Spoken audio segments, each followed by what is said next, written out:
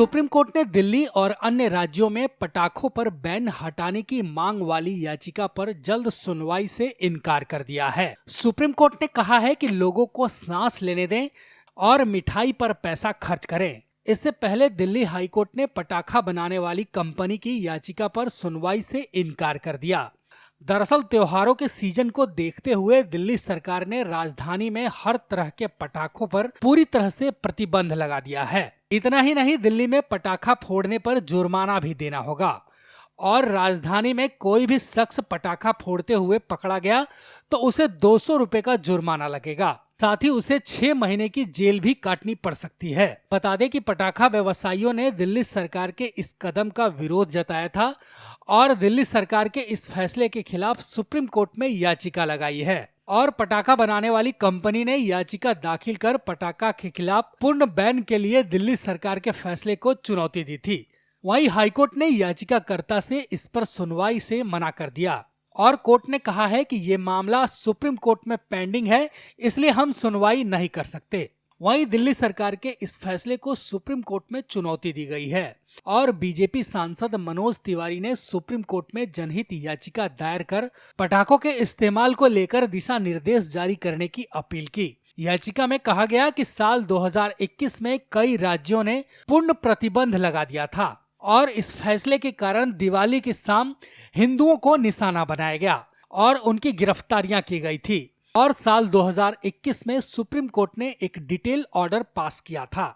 इसमें यह साफ किया गया था कि पूर्ण प्रतिबंध नहीं लगाया जाएगा और बैलेंस रखना होगा।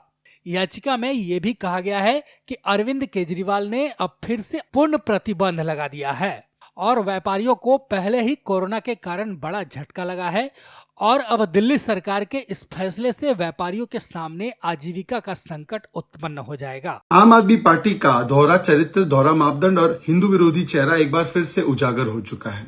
जैसे जैसे दिल्ली की हवा की क्वालिटी बिगड़ती जा रही है, AQI घटता जा रहा है, दिल्ली सरकार जिसने पिछले 8 वर्षों में व्हीक्यूलर पोल्यूशन पर, इंडस्ट्रियल पोल्यूशन पर, डस्ट पर, बायोमास बर्निंग, इन तमाम स्रोतों पर कोई काम नहीं किया, अब उन्होंने फायर क्रैकर्स, जिसको मुख्य कारण भी नहीं माना गया है एयर पोल्यूशन का, उस पर प्रतिबंध लगा दिया है। हिंदुओं के लिए तो मना है कि वो दिवाली में फायर क्रैकर पटाखे ना जलाए, परंतु जब उनके MLA राजकुमार आनंद मंत्री बनाए जाते हैं और उनके समर्थक फायर क्रैकर्स बर्स्ट करते हैं, सड़कों पर पटाखे जलाते हैं, तो वो सेकुलर पोल्यूशन कहलाता है, उस पर कोई कार्रवाई नहीं होगी। परंतु हिंदू अगर पटाखे जला ले तो उस पर कार्रवाई जरूर होगी। सवाल ये भी बनता है कि पिछले 9 दिनों में 3 गुना स्टबल बर्निंग, पराली जलाने के किस्से पंजाब से बढ़े हैं। पंजाब में आज आम आदमी पार्टी की सरकार है।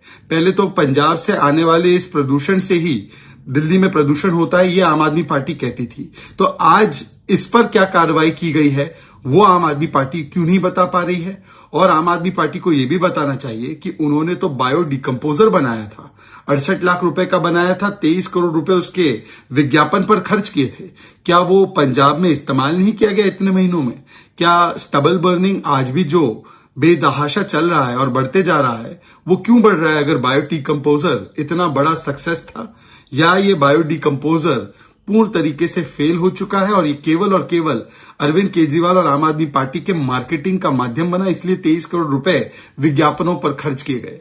सवाल ये भी बनता है कि जो बाकी मुख्य कारण IIT ने बताए हैं प्रदूषण के दिल्ली में, चाहे वो इंडस्ट्रियल पोल्यूशन हो, व्हीक्यूलर पोल्यूशन हो, डस्ट हो, इस पर क्या काम किया गया है? केवल क्रैकर्स पर बैन लगाने से और हिंदुओं के साथ अन्याय करने से प्रदूषण तो रुक जाएगा, परंतु राजकुमार आनंद पटाखे जलाते रहें, उनके समर्थक पटाखे जलाते रहें, तो उस पर कोई कार्रवाई नहीं होगी।